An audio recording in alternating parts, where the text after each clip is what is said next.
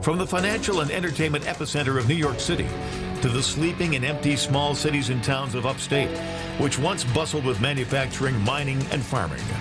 We all know from inspiration, history, and nature, we deserve a return to the success and growth of generations past, a birthright being squandered by corruption in Albany, and the depredations of an insecure, scheming mountebank posing as governor, who loathes both us and himself.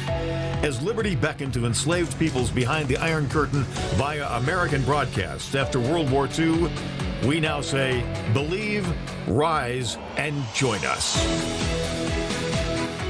Welcome to Radio Free New York. All right, welcome everyone to Radio Free New York. Thank you so much for listening today. I'm Kevin Wilson, your host for the day. And it's Thursday, which we've started to have a guest most Thursdays now, and there's nothing different today. So we've invited Bob Confer, who is the president of Confer Plastics and a columnist for Batavia Daily News, among many other papers too. Bob, welcome to Radio Free New York. Hello. Thanks for having me on. I really appreciate it. Yeah, absolutely. So you're in a unique position to kind of observe what's going on in our communities in Western New York, in the Western New York region, which is all kind of lumped together for the purposes of opening up the economy. And, so I want to get your opinion on what's happening. What is your company doing to keep your workers safe? And, where should we go from here? So let's start with, let's give people a little bit more background about what you do and how you're approaching these issues. Can you tell us a bit more about yourself? Yep. Confer Plastics has been in operation since 1973, and we're located in North Tonawanda, which is kind of smack dab between Buffalo and Niagara Falls. And we do blow molding. And blow molding is basically the same sort of manufacturing technology that's used to make bottles, except we use it to make industrial goods. So we're making custom products such as naval docks. We're making SCBA cases as essential products. We're making spa cabinetry. But things that are deemed non-essential right now are things that have been our bread and butter for these past 47 years, which would include swimming pool supply. So that's what we're waiting to get the stamp of approval on. But we did go into operation last week making the essential products, and that was after being shut down for 6 weeks, and we had never been shut down for any longer than 2 weeks at a time, and even then it was just for plant maintenance and upgrades and things like that. So it was quite the shocker, and prior to the shutdown, we had 165 people on my team, and I don't know how many we're going to have coming out of it, depending on how long this thing lasts. Yeah, wow. I mean, that's incredible. Shutdown for 6 weeks is a big deal. And with the stuff that you have been able to start producing recently, these are all products that you were producing before, but you were shut down anyway. Is that, correct? Am I understanding that correct? Okay, Yep. great. I had to wait for some orders to come in and also for inventories to dwindle. And also, preemptively, I wanted to prepare myself for whatever the new norm might be. And also, as we saw the numbers escalating in New York, I figured, we need at least a couple, 3 weeks to better understand where we are in relation to the virus. So I thought we did a lot of excellent planning and getting ready for whatever the new norm may be. But it's totally unexpected because I've told people quite often that government is oftentimes more unpredictable than a virus. Yeah, no, I definitely agree with you there, and that's one of the things that we talk about a lot is we never know when some arbitrary government order is going to come down and disrupt your life or disrupt your business.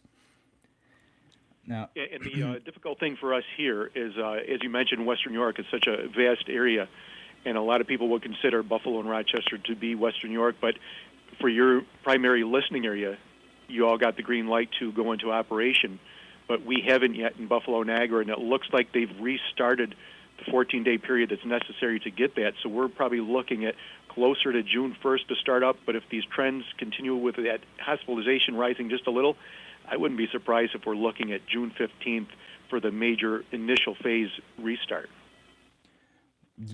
Another month, I know, would be devastating for a lot of businesses, and I'm sure you're looking down the pipe at that. You're able to run part of your business, but if you're not able to run the quote unquote non-essential products, how are you going to be able to adapt to that? And that's what makes it so frustrating for us is that's been our bread and butter for all these years, and it's what we're known for in the industry. It seems like such a weird niche to be in, that we're making ladders and steps for swimming pools, but to put it in perspective of how many of those things we make any given year, last year we made 80,000 means for people to get in and out of swimming pools. So that means people need our products in a good economy, but they also need them, especially now that they're told that they have to stay at home and that no place is safe except their home. So people want to invest in their backyards. They want to have staycations. They want to develop swimming pools and spas, but we're unable to make those products. And right now the backlog is so significant that it'll take me at least 6 weeks, maybe 7 weeks to catch up. And if we start too late, that means that competition will come in. And ironically, that competition, a lot of it is in China. So imagine a disease that had its start in China ends up wiping out Western New York manufacturing, and those Chinese manufacturers are able to meet the demands of consumers that we're unable to meet, even though we're healthy and our means of operation are healthy.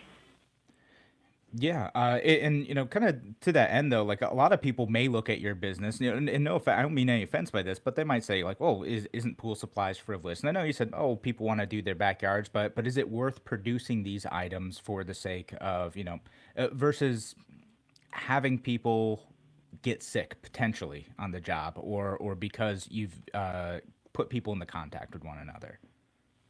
See, I could look at it twofold. One being the primary need for it. When you look at whatever impacts this is having on people where they can't go out and use the gym, so they want a means to exercise, and there's no better means than utilizing a swimming pool. And there's also the mental health aspects. As we get people cooped up and you see the increase in alcoholism, domestic violence, drug use, things like that, this helps ease that burden.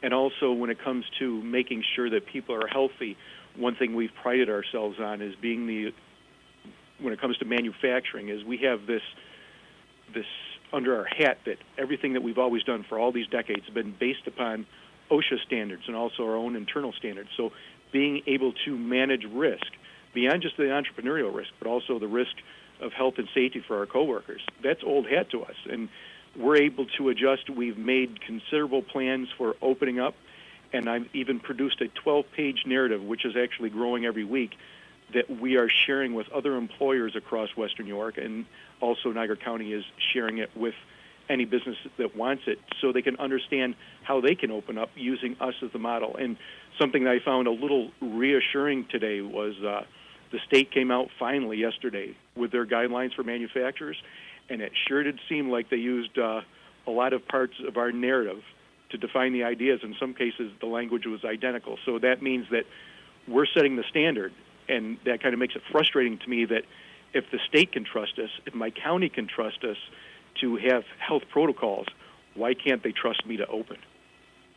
Yeah, no, that's an excellent question. If the state's going to go ahead and maybe lightly plagiarize parts of your your recommendations for keeping a manufacturing facility open safely, then why not implement that? And one of the things I want to get to in the next segment too is whether or not the regional approach that New York State has taken makes sense still, and whether or not that's something that we should break away with, move forward with like kind of a more granular approach to these types of things. But yeah, I've read some of that report, and I wanna hit some highlights in the next segment. But it's very thorough. It seems like you've really thought about this stuff for a while, and you're doing a lot to try to make sure your employees stay safe. Yes, and we want to do that because they deserve to have a safe place in which to work. Same can be said for those who are considered contractors, anyone that would be working on equipment here from the outside, any of our customers.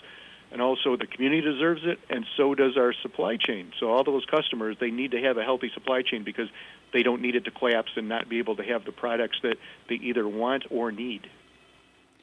Yeah, absolutely. And every step along the way, and I think that there's a lot of other business owners like you too. They're not just trying to do this to like, oh, well, I just need to make a bunch of money and I want to make myself rich, and who cares if anyone dies? No, it's your living, it's your employees living, and it's providing services that are important to people. And I think a lot of government officials err so much on the side of caution with this type of thing that they don't think about all these downstream effects of crippling the economy so thoroughly.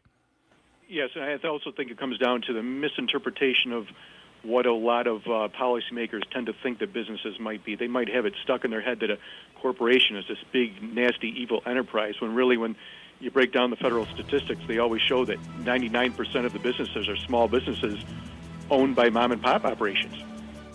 Yeah, absolutely. All right. So, Bob, thanks so much for joining us. We'll be back in just a few minutes here on Radio Free New York. Talk to you soon.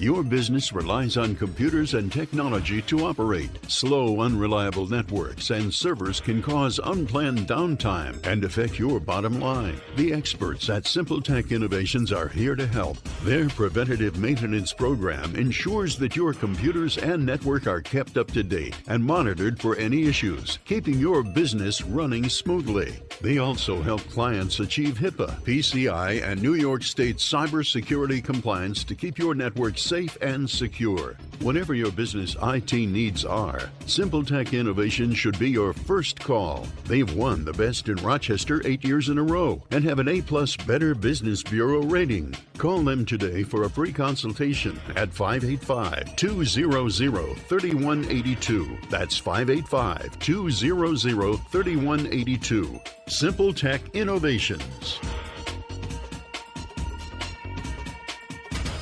College Assistance Plus has worked with thousands of families, saving them millions of dollars. It can be stressful choosing the right college, but we're here to help. CA Plus will guide you from college visits to college graduation and through every step in between. Each student and family situation is different, and we work to accommodate those specific needs. Call today for a free family meeting, 585-582-1846, or visit collegeassistanceplus.com for more information. College is expensive. College Assistance Plus can help.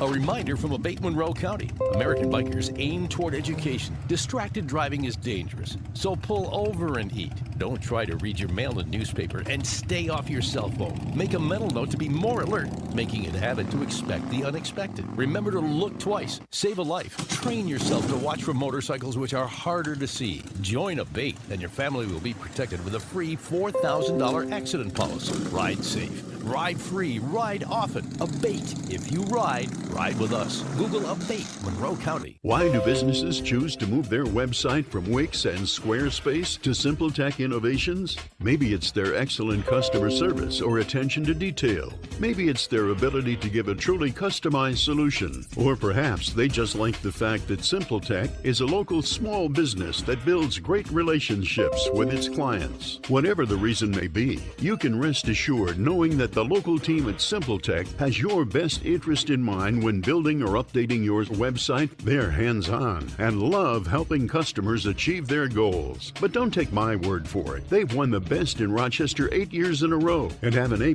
Better Business Bureau rating. If your website doesn't match your dreams or isn't achieving your goals, give the professionals at Simple Tech Innovations a call today for a consultation at 585-200-3182. That's 585-200-3182. Simple Tech Innovations. You're listening to Radio Free New York. All right, welcome back to Radio Free New York. I'm Kevin Wilson, your host for the day, joined by Bob Confer, who is the president of Confer Plastics and also a columnist for the Batavia Daily News. And we're talking about reopening. You know, what does it actually mean, the details, the nitty-gritty on the ground. But before we get into what Confer Plastics' plan is for opening, a plan that has apparently been used and adapted by New York State as well, or possibly, at least it looks very similar. I want to talk about it. Bob, does the regional approach that New York is taking now make sense to you, given how wide and different, like specifically the Western New York region is, and the Finger Lakes region too, which has Rochester in it, and then several rural counties, and Western New York, which has Buffalo, and then a lot of counties that look nothing like Erie County out there. Does this make sense? It doesn't. At first glance, it might, because it allows them to have the ability to throttle down regions that might be in trouble. But these regions are so massive that I feel bad for some of the communities that are outliers. We look at Allegheny, Cattaraugus, and Chautauqua County. They are so far removed from Buffalo, but they're being penalized for what's happening within the city of Buffalo itself, and also some of the outliers, like, say, up here in Niagara County, the town of Newfane, where there is a healthcare facility that's under siege right now, an old folks home that's really taken a beating and unfortunately lost a lot of lives. Yeah. Those other communities should not be punished for what's happening there, especially when it can be in a controlled environment, or not. It looks like it's out of control environment, such as that nursing home. If that doesn't represent the community as a whole, the rest of the community should not be penalized for that, and they should be allowed to open under specific controls that are set by both the public sector and the private sector. And I look at the relation between them as being the need for trust. We as small businessmen need to be able to accept that some of the things have to happen, that it's necessary to protect people. We have to believe some of the things the government says, but my libertarian mindset always says you can't believe everything the government says.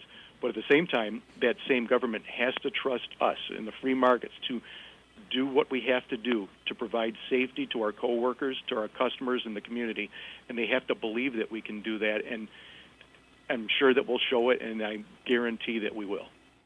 Yeah, and that trust factor is absolutely huge, and I think about that a lot. It's a two-way street. You know, we need to have a government where we can trust the information coming out of it, that we can trust that they're going to try to keep the best interests of the community in mind and weigh all the different factors that are going into the public health decisions that are have to happen in some cases in response to the coronavirus.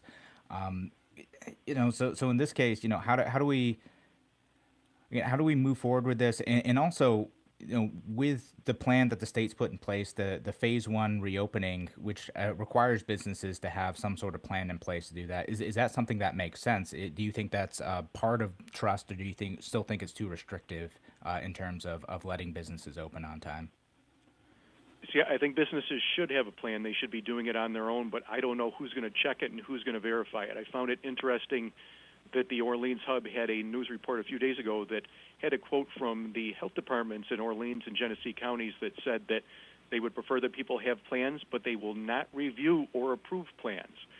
Mm-hmm. So what is the point of having a plan at the behest of government, but government is never going to review or give their stamp of approval? So I think we should be able to trust employers to do that. They're going to do that just out of their own well-being. As I mentioned heading into the break, 99% of businesses are small businesses, owned by single proprietors, owned by families. Those are people who want their American dream to succeed. They want the same to succeed within their workplace and outside of the workplace. So they're not going to put themselves in harm's way or their future incomes or future generations. So I think that plans will be created, not because government says so, just because everyone wants to mitigate risk and make sure that everyone is safe. I think we have to trust so many people, and that trust is founded. Yeah, absolutely. And with those small business owners too, you know, most of those small business owners, they're right there with them. It's not like they're sitting up in their you know, tower somewhere, trying to, you know, trying to stay away from the front lines of their business. Most of these small business owners, they're right there with it. They're at the counters. They're at the manufacturing line. Sometimes they're there with their employees, trying to make sure that they're staying safe and that their employees are staying safe, out of either a moral obligation to their employees or an obligation to want to keep your employees too. Because I know that's a factor too. It's like, do employees want to show up to work? Yes, and by being there, I actually use myself as an example. If someone wanted to say, oh, it's not safe to go to work, I would use myself an example, because when I go home at night, I've got 4 children at home. One's an 8-year-old, one's 3, and I've got twins that just turned a year.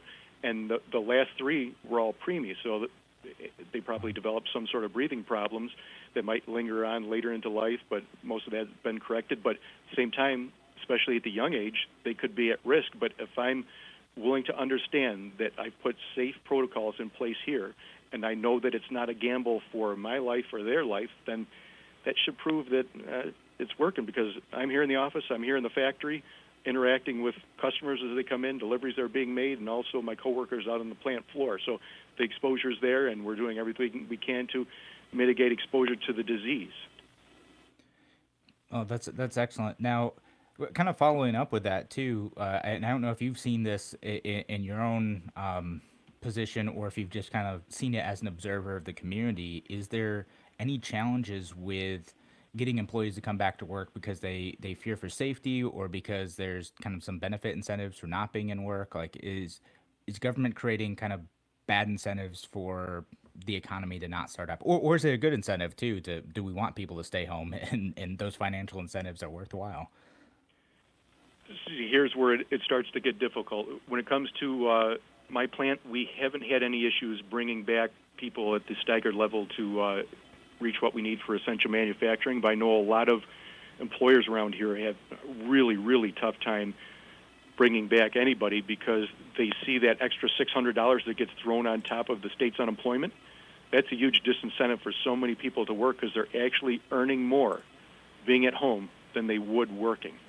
So that's going to cause a lot of people to not go back to work, to say that they don't feel safe even though they know that they are safe, just for that financial reward. So whether that ends in July like it was originally intended or it gets extended, that's going to create some serious issues in the labor market and in the general economy as all the businesses start to ramp up, because what if no one is there to provide the goods and services that people want and need because government has created this false livelihood and this temporary livelihood? Yeah, and what I think about these types of situations too is like it's not sustainable in the long run, right? Like eventually you have to produce stuff for us to have like the thriving society and wealth that we've become accustomed to. Like eventually that stuff is going to run out and grind to a halt. Yes, and I appreciate the opening sequence that you have on your show where it mentions the importance of manufacturing, mining, and farming. And when you look at those are the wealth-creating factors of the economy, and we need all of those to be working in unison to provide the needs. And if there's no one to provide the needs, then yes, then we're going to get, people keep on talking about these famines that might happen. That's going to happen if people aren't allowed to produce and move goods. It's bound to happen. And like you said, it's not sustainable. Who are we putting this debt on? Putting the debt on ourselves or putting it on future generations? Does that devalue the American dollar? What does that do to inflation?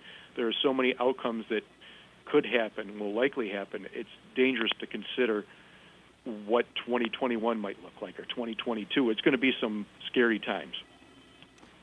Yeah, absolutely. Again, if we can't, I think part of the reason we're able to, and by we, I mean the federal government and to some extent local governments who are able to take on some level of debt is just because we are this manufacturing, this economic powerhouse, that we are able to produce a lot of stuff. So there's this idea that, okay, eventually we'll be able to grow our way out of this. We'll be able to figure something out. But if we put all that to a stop, what happens 2 years from now if we're not able to bring that back? If we're not, if we've destroyed the manufacturing economy so much, and as you kind of mentioned, there are competitors out in China and elsewhere who are starting to compete in some of these markets where they might not normally have been. How do we move ahead with that? How do we prevent that from happening? Yeah, even though I'm not experiencing as a plan, I wonder what other people will be experiencing elsewhere when you look at that sort of situation, because we've created somewhat of a culture over the past, let's say, 30, 40 years that manufacturing was dirty, manufacturing is evil, you don't want to get your hands dirty, you'd rather get the kids' college degrees and all that, but people fail to realize that money is to be made in manufacturing, and the economy needs it, and there's good incomes, there's good careers to be had there. And I look at some desperation that's happening right now in my community, probably because of that extra $600 that's thrown on unemployment. As I go home at night, I see a sign that's out by the side of the road for a company that handles driveways. He's looking for someone that knows concrete, and he's willing to pay him $50 an hour plus benefits. And so this that guy just proves that he's having a hard time finding people that want to work if he's going to go that high. Yeah, wow. I mean, that's incredible. I mean, it's kind of a separate issue altogether, although we love talking about that too, is the culture shift that's necessary for the dignity of that type of work, right? Like if you're going to make $50 an hour, man, that's pretty good. It's a bit more than I make, but we'll talk about maybe some of that and some of the other plans and specific policies that are in place to make sure that manufacturing plants are able to open up safely. Thank you, Bob Confer, for joining us today. We'll be back in just a few minutes with more Radio Free New York. Talk to you soon.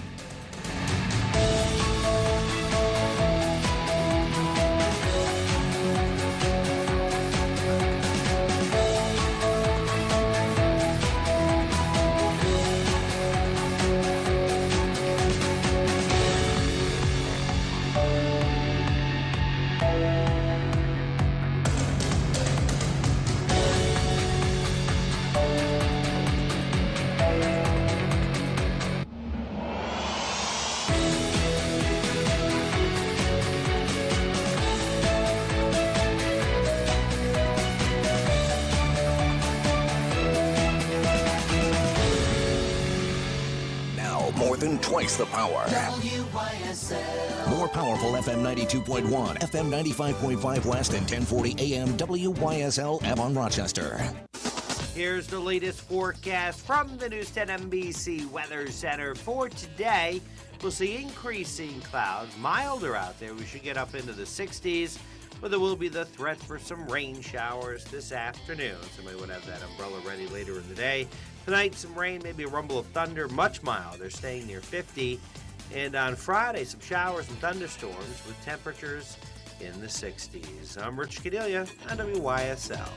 At Victor Chevrolet, we want you to know we are here for your transportation needs. Our factory-trained specialist in the Victor Service Department can expertly handle any repair. Our concierge service can arrange for pickup and delivery of your vehicle if you choose. We are here for repairs, maintenance, inspections, warranty work, and recalls. Victor Chevrolet can help no matter where you bought your car or truck. And if you need a new vehicle, Victor can sell you a car virtually on our website, victorchevrolet.com, or by appointment at our store. Call 869-6196. Trade-ins, financing, leasing. They're all available remotely and at your convenience. We're here to fully serve Chevy customers in Victor, Canandaigua, Macedon, Fairport, and throughout the Metro and Finger Lakes. Depend on Victor Chevrolet, here for you with sales or any service issue, no matter where you bought your vehicle. Give us a call at 869-6196 or visit victorchevrolet.com. You can depend on the team at Victor Chevy for all your transportation needs, now and in the future. Hi, Bob Savage here, hoping you're safe and well and that your business or business plans are persevering during the COVID shutdown. We at the WYSL stations have some good news for business owners and managers. As the virus abates, you want your business name, image, and message to be top of mind for consumers with pent-up demand. That's why we're offering free advertising. Actually, 2 months worth of free advertising. Also, free basic copywriting and creative as well. No hidden charges. We're doing this to help new businesses and businesses which were completely shut down by government order to get established and back on their feet. After those 2 months, once your cash flow and operations are stable, you're off and running, you're on an inexpensive paid schedule for a few months, but that's only after your free schedule. WYSL accepts all major credit cards, and we have easy terms for qualified advertisers. Get ready for the great reopen. Get the word out about your business on the powerful, affordable voice of liberty, WYSL, and get your free 2 months of advertising. Call 346-3000 today. Why do businesses choose to move their website from Wix and Squarespace to Simple Tech Innovations? Maybe it's their excellent customer service or attention to detail. Maybe it's their ability to give a truly customized solution. Or perhaps they just like the fact that Simple Tech is a local small business that builds great relationships with its clients. Whatever the reason may be, you can rest assured knowing that the local team at Simple Tech has your best interest in mind when building or updating your website. They're hands-on and love helping customers achieve their goals. But don't take my word for it. They've won the best in Rochester 8 years in a row and have an A+ Better Business Bureau rating. If your website doesn't match your dreams or isn't achieving your goals, give the professionals at Simple Tech Innovations a call today for a consultation at 585-200-3182. That's 585-200-3182. Simple Tech Innovations. Don't miss the massive warehouse sale this Friday through Sunday, 10 to 2 at the former King Cole Bean facility in Avon. Items from 40 estates, tools, glass, household items, tables, chairs, art, and much more. View items online, estatesales.net, and search Massive Gargantuan. Come to the village of Avon. Stop in and save this weekend. 99 West Main Street, across from the Avon Trading Post. Here comes The Bloom. Celebrate spring with a brilliant color of annuals. Everything you need for your gardens and beds. Farm fresh produce too. 7 days a week at J&A Farm Market and Greenhouses. Route 15 just south of exit 9 off 390. J&A, always bloomin'. Livingston County Pizza offers a full gluten-free menu and bakery along with their regular menu, so your family can enjoy their favorites including burgers, sandwiches, and even hand-breaded onion rings and Friday fish fries with their dedicated to gluten-free fryer. Livingston County Pizza, you won't believe your belly. Join the movement Saturday, May 16th. The National Warplane Museum presents Operation Thanks from Above, a flyover salute to Western New York first responders, healthcare, and essential workers. The mission will be led by the C-47 Whiskey 7. For information, visit nationalwarplanemuseum.com. You're listening to Radio Free New York.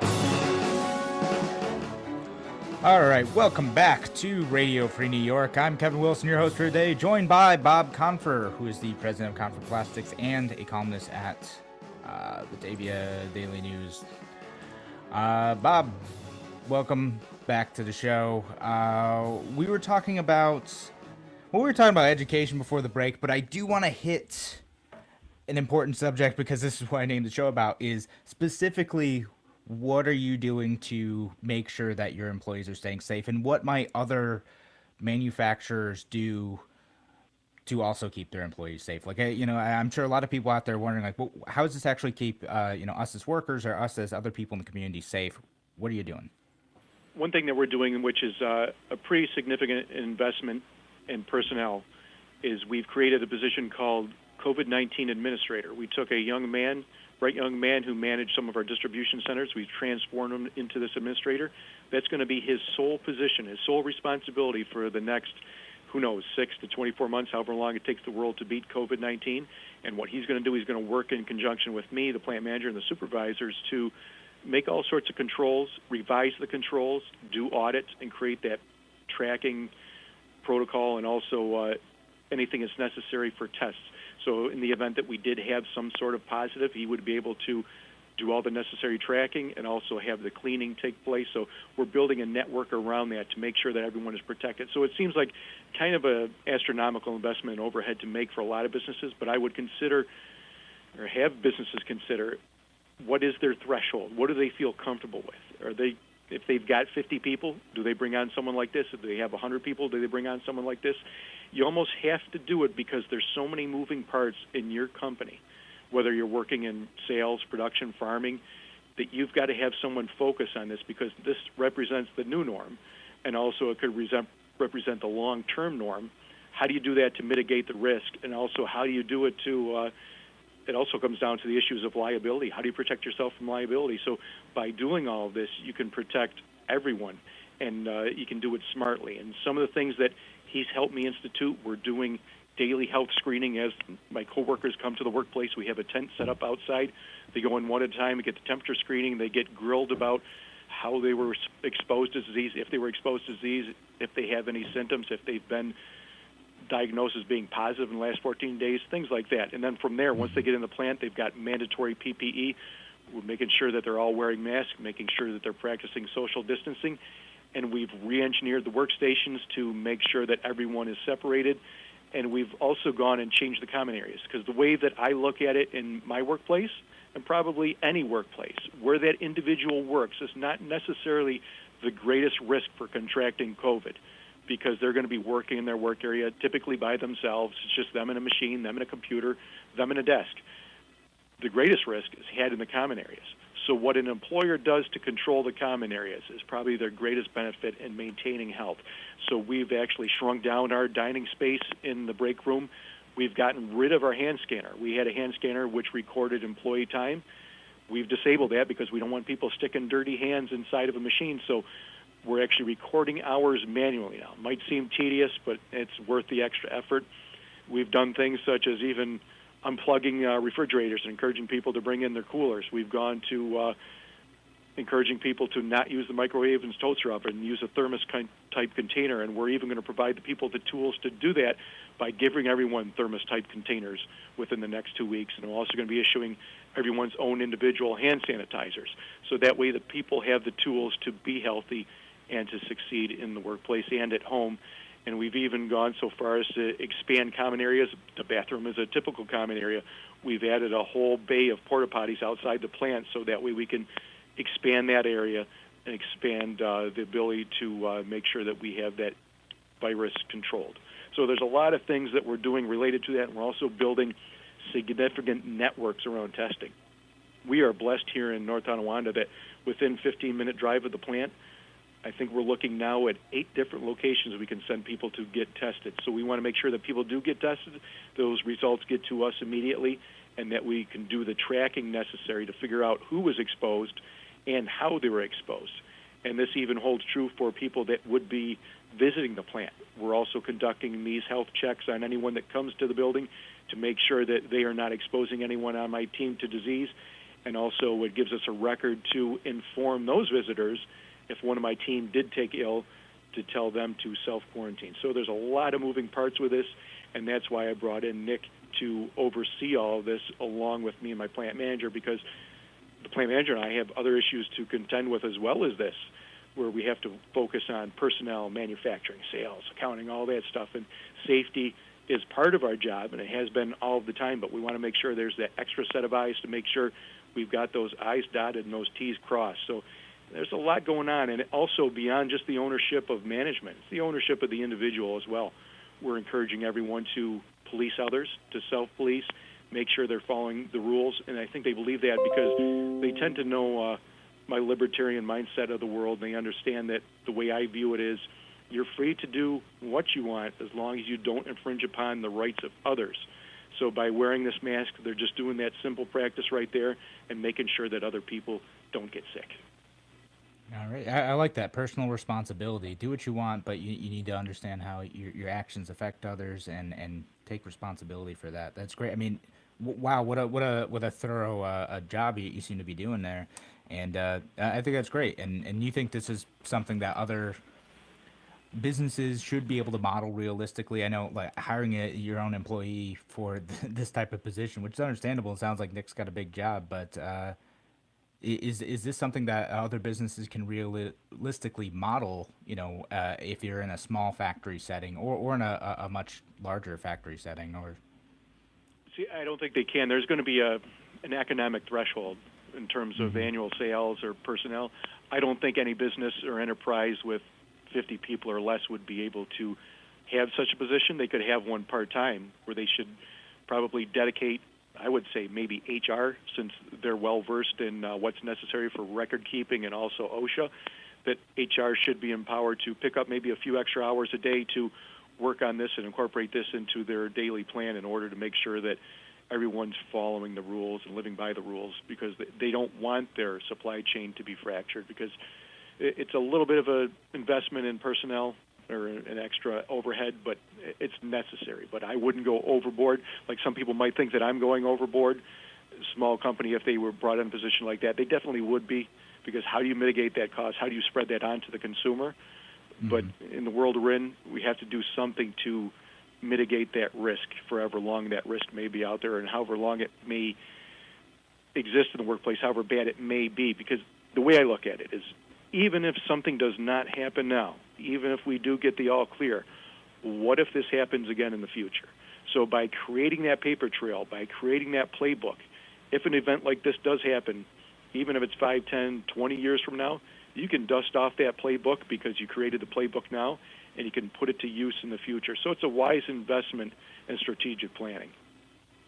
Yeah, and that's an interesting thought too. It's not just the current situation. It's with all these businesses, if they're able to come up with varying plans and we're able to kind of see like what ends up being most effective when the next pandemic happens, and another one will happen eventually. We'll have this kind of dispersed knowledge of, all right, how can we move ahead and make sure that when disease strikes, we're able to take care of it much more quickly than we might be able to take care of now, as it's already kind of spread around. And the nice thing is it might cause some efficiencies in the way that some businesses are run. If they go through with a fine-tooth comb and analyze every single workstation, say, how does this person perform this task? Why do they do it this way? How do they do it this way? And how do we make it safer and easier? When they look at that, they might find some major efficiencies on the plant floor or in the office and say, you know what? Let's streamline this process. Let's be better. Let's do better. And then ultimately, bottom line looks better. Customers get less expensive goods. Everybody wins. Yeah, sounds like a win-win all around. It's a good way to look at it, and a good opportunity for a lot of businesses to kind of re-examine what they're doing and what still makes sense. Sometimes it takes a crisis to re-examine, how you're approaching things, and you've got to kind of come to terms with where you are now. Yeah, and crisis management is always tough.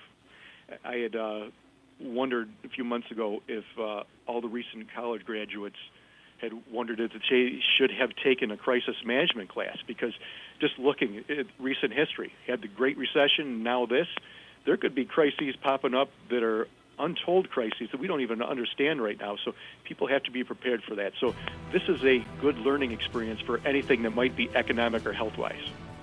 Absolutely. All right. Thanks again for joining us today, Bob. We'll be back for one last segment here on Radio Free New York, and we'll talk to y'all soon.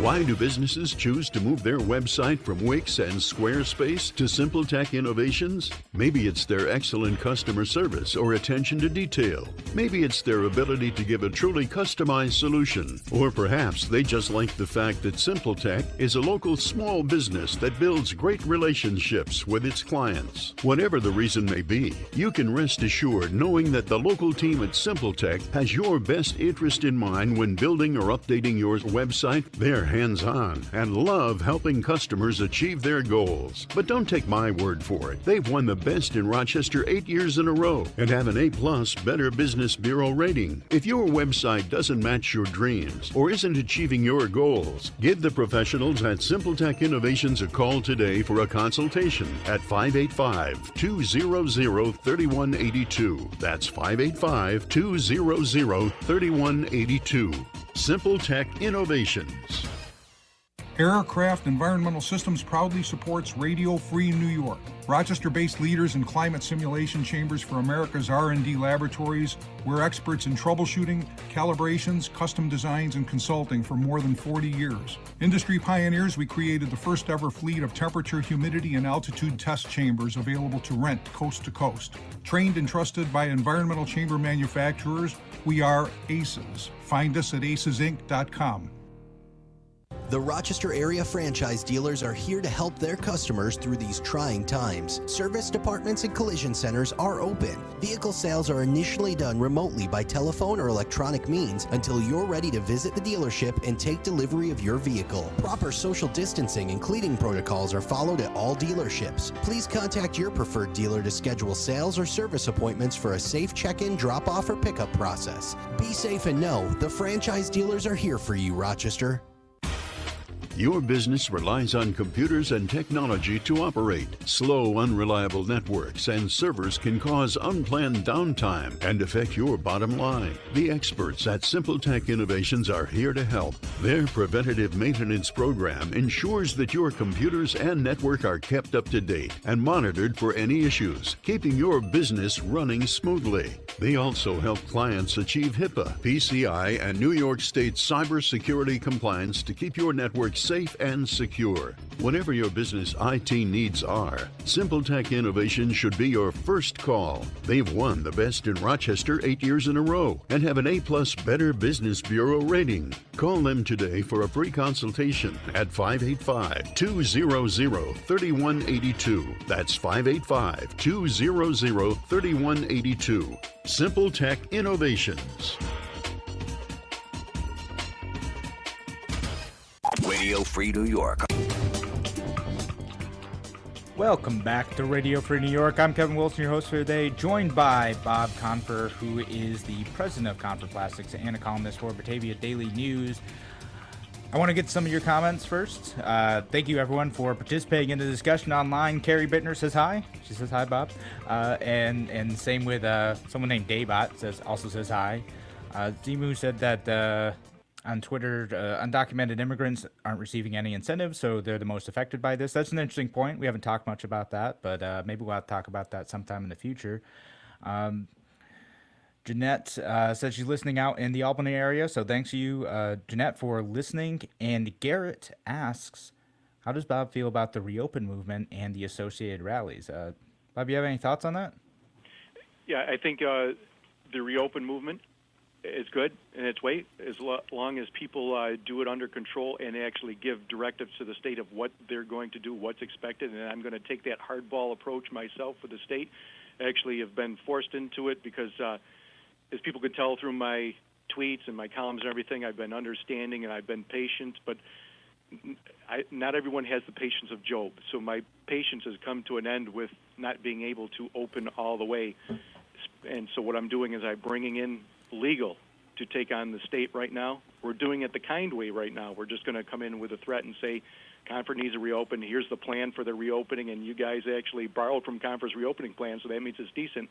And if that doesn't allow us to get approval, then we're going to have to take it higher up in the court. So that might end up being some sort of interesting legal battle, because I have to get our machines running. I have to get the product that people need, because definitely there with that 6 weeks of backlog right now, people are showing that they actually need the product, and we have to be able to produce that product. So we're taking that fight to the state. We're doing it kindly now, and that was because my patience was broken, as we see that Western New York is going to see an extension of its shutdown, and also for the fact that twice I've applied with the state, and both times I have heard nothing with them about being able to reopen with what are considered now to be non-essential goods. And that first application was put in a month ago today. And a month doesn't seem like a long time to a lot of people, but when you're out there in an international marketplace and with homebound Americans that want products, that 1 month is an eternity, and it's an eternity that we lost. So that reopen movement, I'm kind of having a movement of my own right now, taking on the state. So you're going about it that legal way. You're trying to bring some challenges to the state there, and your suggestion to the reopen movement is to kind of be really specific about what they're looking for, right? It's not just general reopening. Like, what was the process look like, and with opening also, I and we say this on the show, is like making sure that's done safely too. Yes, done safely, and I look at it in an approach that I always do with my columns.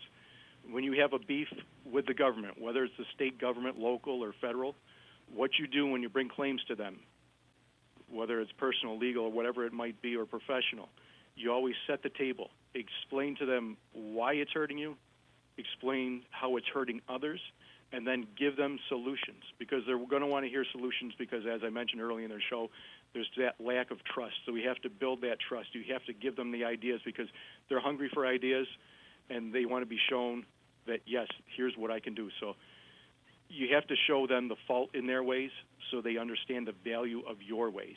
And that's just the typical way to approach not only politics but also business and personal relationships. And it's just a good way to approach things. We have to be reasonable and pragmatic, and we have to be prepared for it's not an easy fight. It's a long fight, but it's a fight we have to have. Yeah, no, I think that's some great advice there, and something I hope the listeners think about. But if that doesn't work, we have a follow-up question from Garrett, who says, what's your hard deadline for starting back up with or without the state's blessing? And I think he's probably thinking of people like Elon Musk, who just said he wants to go and just start. Yeah, that's a good question, because it's a route that I pondered in my mind, but it's not something I would do just for the fact that if we have a closure, it hurts me, hurts my coworkers, hurts my customers that are deemed to be all essential. I would hate to hurt them for the benefit of those that are now considered essential, or for non-essential. So there's a lot of risk involved with that I'm not willing to take on. So that's why I don't mind paying now for the lawyer in order to make that happen. And I'm hopeful that he can press with Empire State Development to give us the okay to make that happen within the next week or two. Because if Western New York does not open till June 15th, there's going to be some real problems. So if it's starting to look like June 15th within the next week and a half, then I'm going to take it the hard legal route, which is something I don't want to do, but I will have to do in order to protect my consumers, protect my coworkers, and protect what we've built here for the past 47 years. All right, and so it's an understandable response, and I would get why you wouldn't want to take that risk. Do you understand why some people might take that risk though? Do you think that some more manufacturers in New York are going to start to look at what Elon Musk is doing and say like, oh man, maybe I should just do that too? Yeah, I would think that a lot of much smaller businesses than mine would do it, because if their bread and butter is completely, totally shut off for months at a time, they have no choice but to start back up, take on that risk as people have in those salons and restaurants in order to keep their dream alive and keep the dream alive for their coworkers and customers. And it's a risk that they probably have to take, because if they're small enough and they're going to lose that income, that lost opportunity could be a lost business and something they'll never, ever get back. Yeah, it's understandable. I don't always like what Elon Musk does, although he's certainly a character, but I understand that him and I understand like the small businesses, the hairdressers, like the one down in Texas and small business owners across the country, really like just looking at this, like I've got to do this or I'm not going to survive. So, one other question I want to ask you too is I know there's some rumblings about kind of changing liability for some manufacturers from a congressional level, coming at it from a federal level. So, is that something that you think is necessary or wise in this situation? Is to kind of reduce the liability for companies who are trying to get their workers back? I almost think that they have to, just for the fact that right now we don't afford protections for, say, the cold and the flu in the workplace. Everyone has their contagious illness policies. They might get flu shots, but are we ever held liable just because somebody picked up flu in the workplace? So how do we do that for COVID? And what if this is just the first in a multiple series of variations of it or other diseases? And there's a time where you have to recognize that something that comes from the public is so different from something that comes from the workplace, where workplace can be made to be unsafe with unsafe machinery, unsafe equipment. So even though I'm putting all these protocols in place to afford protection for my coworkers and also for liability reasons, there is a breaking point for liability where I can see why the federal government would want to go that route to afford those protections, because how can you hold somebody guilty for making someone ill if you don't know if someone picked up that illness outside of the workplace, whether it's at home, at the store, at a school, wherever it could be, because you cannot control what people do outside of work. You can only control what they do in the work environment. Right. Yeah, and that's the challenging part. Again, with such a long incubation period, someone can get it at the store, bring it to work, and even if you have good safety protocols in place, sometimes it just doesn't always work, and that's the scary thing for a lot of people. So, yeah, it's something that I've been thinking about too. Is I don't know, if normal liability works in this situation, or if we have to reapproach how we hold companies liable for their workers getting sick. And I know that's something that Amazon is facing a lot of pushback on right now. And it's difficult because you see other governments, smaller local level government, like a community health department. That's probably why they're not wanting to put stamps of approval on anyone's opening plan, because then that makes that local government liable if someone does get ill in that workplace, because they gave the stamp of approval. They said X employer was doing an excellent job, and then someone could go back, sue the employer, sue the government, and who wins then? Everybody loses. That's right. All right, now, Bob, we only have a couple minutes left, so is there anything else that you want to make sure that listeners hear today? And then also, where can people find you? Okay, they can find me online on Twitter at Bob Confer. They can also find my column in the Batavia Daily News, the Lockport Union Sun and Journal, Niagara Gazette. The company website is conferplastics.com. If they go there, they go to our COVID page. They can find my narrative about how we opened up the business and how other businesses might want to. And that document is actually going to expand again on Monday, so I would suggest that if they are going to download it, just wait a few days and check it out then. It'll probably be about 14, 15 pages then. But we're doing everything we can to open our business safely. We're doing everything we can to help other businesses and the community open safely, because we want the American dream to flourish for everyone. Fantastic. Well, Bob Confer, thank you so much for joining us today. You've been wonderful, and this has been very informative. Thank you. Thank you very much. All right, we'll be back tomorrow with more Radio for New York. Thank you, everyone listening today. We'll talk to you on Friday.